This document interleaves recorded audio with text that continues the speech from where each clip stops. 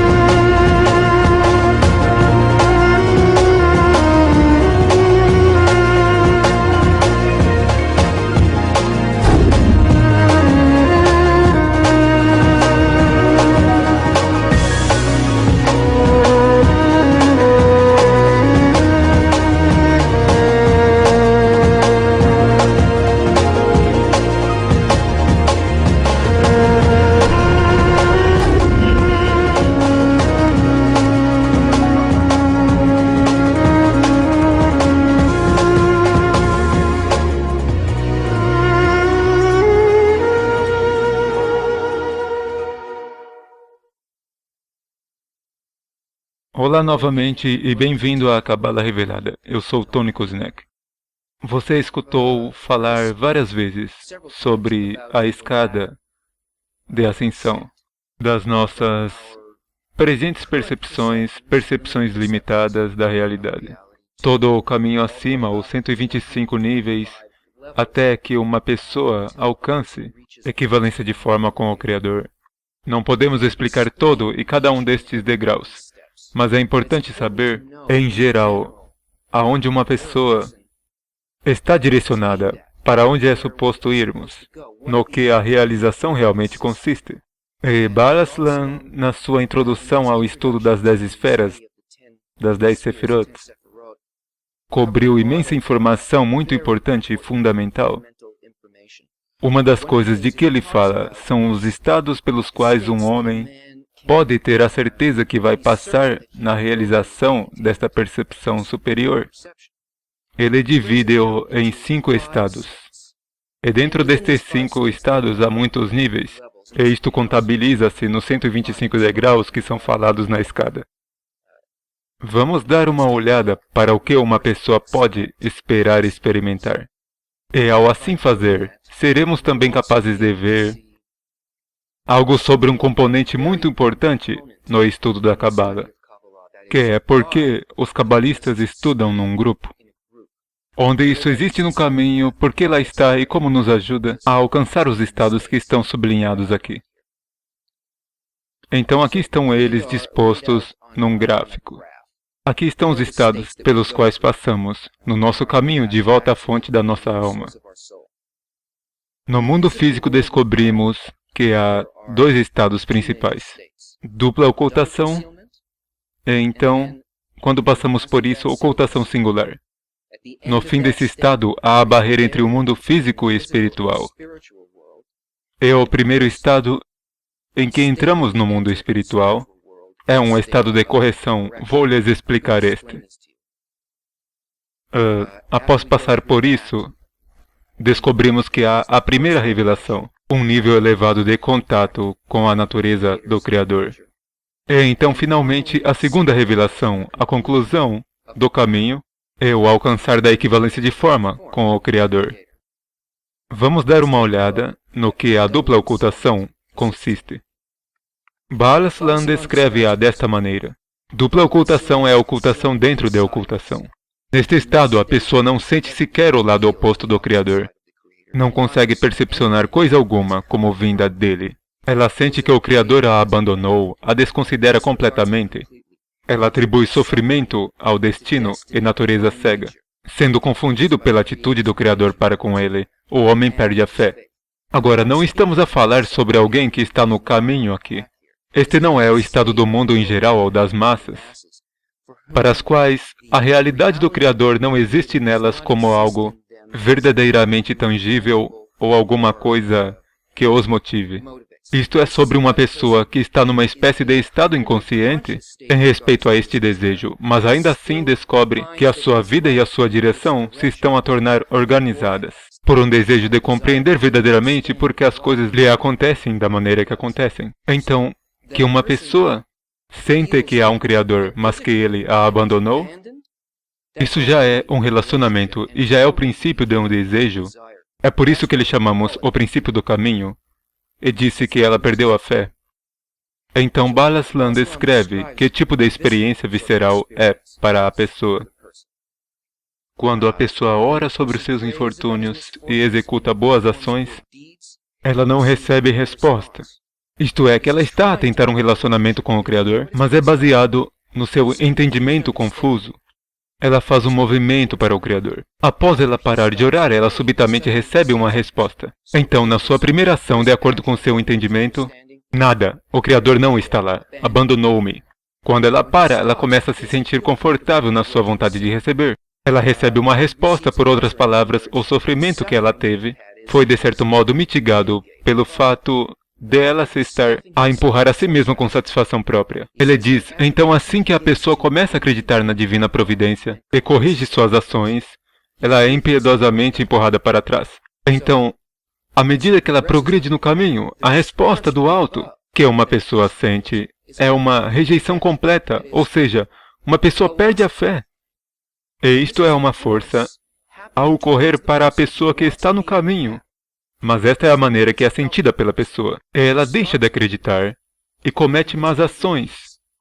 E sorte atravessa o seu caminho, ela sente paz e dinheiro é ganho por meios desonestos. Por outras palavras, quando ela se envolve na sua dúvida, ela olha ao seu redor e vê, sim, o mundo físico e o meu próprio bem-estar é por aí que devo alcançar, é aqui que reside a minha satisfação. E parece-lhe a ela que as pessoas que aspiram ao Criador são pobres, doentes, desprezadas, não civilizadas, estúpidas, hipócritas.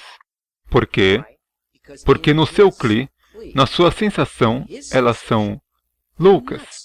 A sua experiência acabou de lhe contar que não há verdadeiramente nada ali. Essa não é a realidade. Esses são sonhos, vamos ser realistas. E os que buscam o Criador parecem ser prósperos, saudáveis, calmos, espertos, amáveis, amigáveis e autoconfiantes.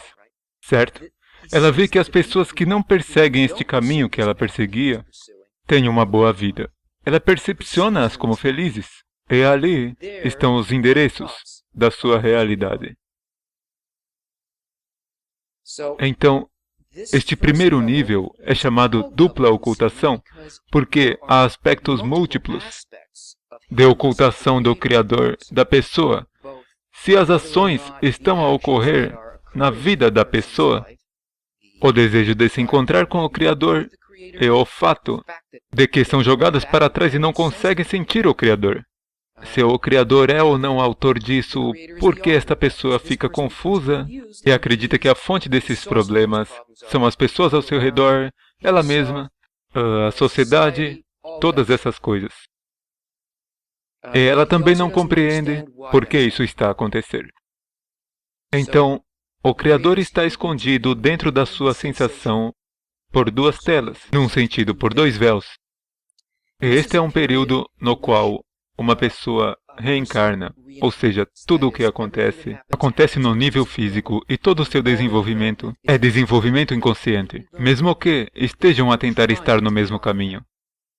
Quando uma pessoa se move através disto, e finalmente atravessa essas fases, e chega a um ponto em que elas começam a percepcionar algo mais, ou seja, a força superior as atrai através deste processo, através de evoluções inconscientes e encarnações físicas para uma encarnação, onde agora elas começarão a trabalhar com um método que as permitirá, na realidade, entrarem na espiritualidade e remover um dos véus. E Bala Aslan descreve este estado, que é chamado ocultação singular, desta maneira. O Criador está oculto. Ele manifesta-se não como absolutamente amável, mas como o que traz sofrimento. Por outras palavras, a pessoa está segura que o Criador é o autor de tudo o que ocorre na vida. Mas a única coisa que ele consegue sentir do Criador em respeito ao seu caminho é que ele lhe traz uma carência. e ao que ela chama sofrimento. Então ela não compreende a intenção do Criador, embora a realidade da soberania do Criador seja clara para a pessoa. A pessoa parece ver o lado oposto do Criador, dado que ela só recebe sofrimento dele. Ela acredita independentemente que tudo o que vem a ela vem por uma razão, e que o Criador a trata desta maneira para a punir pelas suas más ações, ou para conduzir para a bondade. Assim ela fortalece a sua fé na supervisão do Criador. Então ela não sabe, vem isto para me avançar, ou vem isto para me punir, devido às minhas inadequações, os meus pecados. E esta ideia é aqui que esta confusão reside. Ela não compreende a atitude do Criador nas coisas que ocorrem.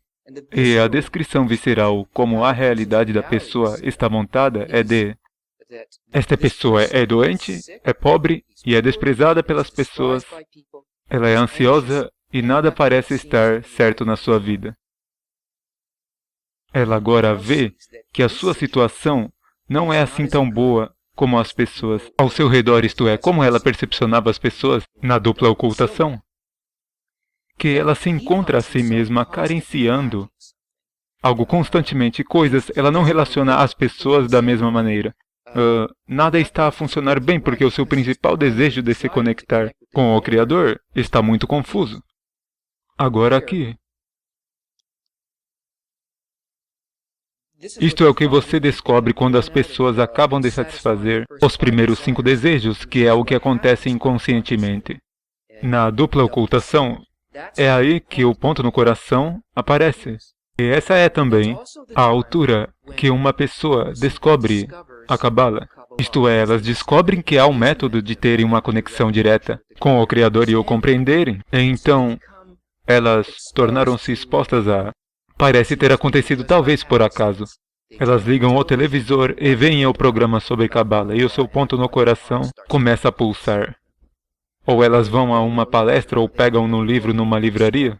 Elas começam a receber esta informação, que é isto na realidade possível, e elas começam a aprender um método. Agora, isto é chamado um período de preparação, porque durante esse tempo uma pessoa faz o tipo de mudanças interiores que estão conscientes. Elas começam a se desenvolverem usando ambos o mapa da realidade, ou seja, os livros. E o método correto, que vem de ter um professor que está na espiritualidade, um cabalista já no mundo espiritual que pode dar orientação à pessoa dizendo: não, um pouco para a esquerda, um pouco para a direita. É assim que se avança, é assim que se usam os livros. Há também um outro componente, um componente muito, muito importante, que uma pessoa tem de ter de modo a fazer o método funcionar a sério.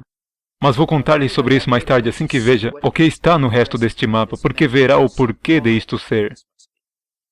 Então, quando uma pessoa na realidade completa este método de preparação, ela penetra a barreira para o mundo espiritual, ela entra num estado chamado um estado de correções. É aqui que a pessoa perde a confusão sobre se ela tem uma sensação direta do Criador ou não, e começa a trabalhar na correção de desejos, isto é, os 613 desejos, 620 desejos mitzvot se tornam corrigidos através de uma sensação de conexão direta com o Criador, onde uma pessoa começa a sentir os resultados da sua própria atitude.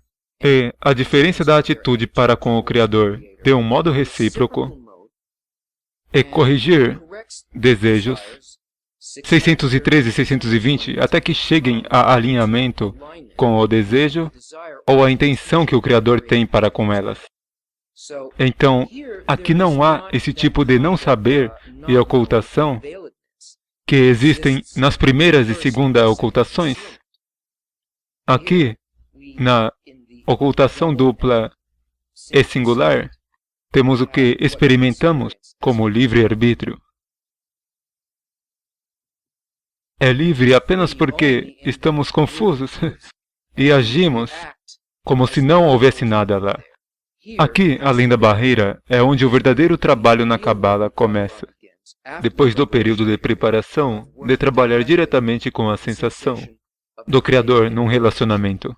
Então, assim que a pessoa atravessou a barreira e começa a trabalhar com a correção de desejos, o que ela está realmente a fazer é que terminou a preparação e está a começar o trabalho com os livros da maneira correta, ou seja, de uma maneira revelada.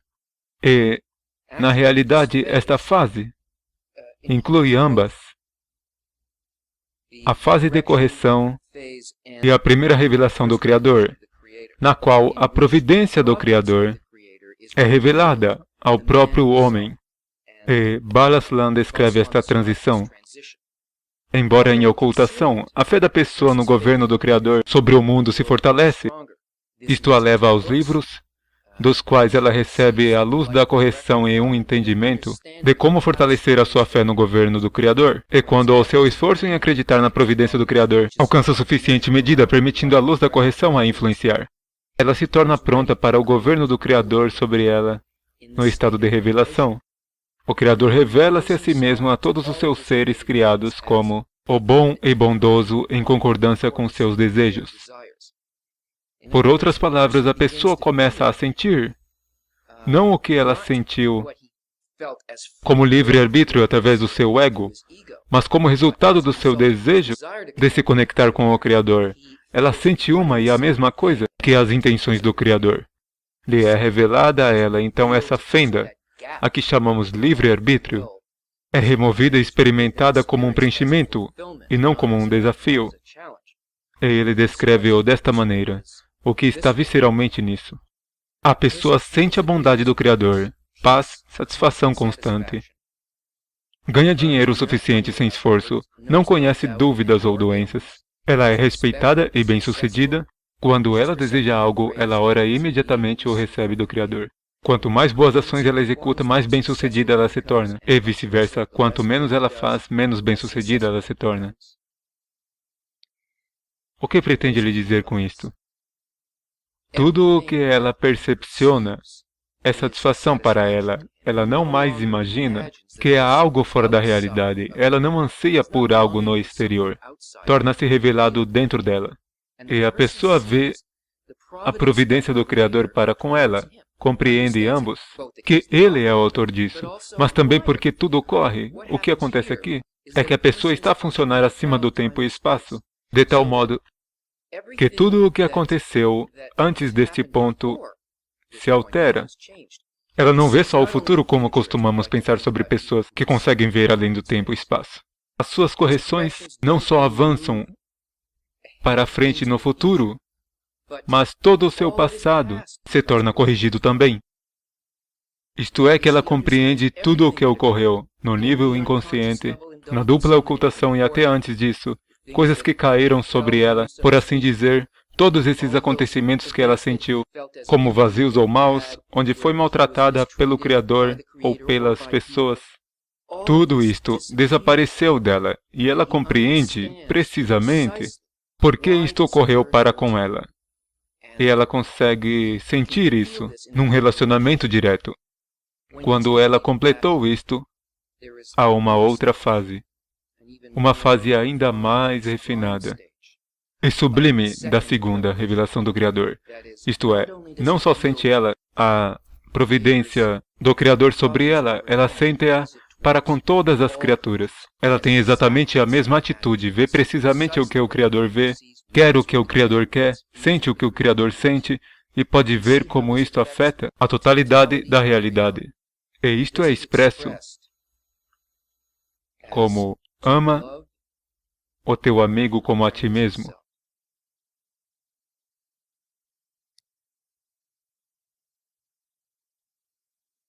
Amar o seu amigo como a si mesmo e, ao experienciar, ama o teu amigo como a ti mesmo, esse véu é removido e a pessoa alcança, ama o teu Criador. Agora, isto é muito importante, porque esta é a meta e, ao vermos isto, podemos compreender o que uma pessoa precisa aqui na fase preparatória. Aqui, em prol de alcançar este estado, uma pessoa tem de começar a desenvolver um método que lide com este estado. O estado de ama o teu amigo como a ti mesmo. O estado onde tudo está interconectado e funciona somente pelo propósito do preenchimento do todo. Agora, isso não é possível só ao ler livros por si mesmo, ou a tomar instruções diretas de um cabalista na espiritualidade. É aqui que a pessoa faz a transição e cria um ponto de verdadeiro livre-arbítrio. Ao criar o seu meio ambiente, elas precisam de um grupo. Elas precisam construir um meio que as permite simular esse estado final e compreender que os livros e o professor e os eventos da vida precisam de ser medidos dentro do que chamamos um jogo ou uma simulação. Os cabalistas estudam juntos, dentro de um grupo com metas muito definidas. Esta é a meta, a adesão com o Criador e ama o teu amigo como a ti mesmo. Mas se uma pessoa tentar alcançar este tipo de relacionamento com o Criador e toda a vida, sem ter o meio correto, é um alvo completamente em movimento. O nosso egoísmo vai nos sempre pregar partidas. Porque, em relação ao Criador, como sabemos nós verdadeiramente onde estamos com o Criador? Como sabemos quais são as suas respostas para nós quando nós estamos nessa fase de ocultação? Se queremos sair da ocultação, a sua verdadeira atitude para conosco tem de ser revelada. E então, os cabalistas estudam juntos e trabalham juntos num grupo para que possam aprender os sistemas de controle de o que é que eles querem alcançar. É tal como quando você treina um piloto, você enfia o piloto num simulador. O que é realmente no simulador? É uma caixa. Sabe, há uma tela que lhe dá imagens e representa toda a coisa possível que possa ocorrer quando você está pilotando um avião. Porque quando este é um piloto, não o vai colocar num 747 e lhe dizer: vá em frente, experimenta ou vê o que acontece. Não, você vai colocá-lo numa situação onde acontecimentos específicos vão acontecer, onde ele vai aprender quais os controles são, como pensar, como responder. E mesmo que ele esteja apenas numa caixa com um monte de controles eletrônicos e imagens a piscar na sua frente, quando ele emerge disto, ele sabe na realidade como responder numa situação de emergência, como aterrar em certo lugar na Grécia. Ele nunca esteve lá, porque o fez através de uma simulação. O grupo providencia um ponto no qual uma pessoa obtém feedback imediato, porque qualquer um que esteja trabalhando no grupo está somente a estudar em prol de alcançar uma meta específica. A pior coisa que pode acontecer a uma pessoa é que elas tenham estas coisas nas suas mãos e então não compreendam qual é a própria meta, sem ser capaz de se testar a si mesmo contra algo que realmente lhe mostre onde você está em relação ao amor ao seu amigo e em relação à meta em si mesma. Que não o deixe ser distraído por outras coisas, que é o meio ambiente perfeito para o desenvolvimento deste único desejo. O problema é que quando uma pessoa vem ao trabalho, elas veem um desejo muito pequeno pela espiritualidade. Elas têm imensos desejos físicos e um pequeno desejo pelo Criador. Mas quando você se reúne um grupo de pessoas cujo desejo é pelo Criador, então essa inspiração preenche uma pessoa. Elas não saem apenas com o seu próprio desejo, elas saem com os desejos de todas elas. E ama o teu amigo como a ti mesmo tem grandes implicações tanto para a consciência e o seu efeito sobre o mundo. Alcança o amor do Criador através do amor às pessoas. Porque nós somos uma alma, então entrar na espiritualidade não pode ser feito enquanto indivíduo, porque a consciência da nossa interconectividade é a entrada para o mundo espiritual. E ao trabalhar com todos estes elementos, os livros, o Rav correto, o professor correto e o meio correto ao qual temos a liberdade de criar para nós próprios, é ao fazer isso que o cabalista pode entrar no mundo espiritual. Junte-se a nós novamente à medida que avançamos mais e mais além na nossa jornada. Vemo-nos então.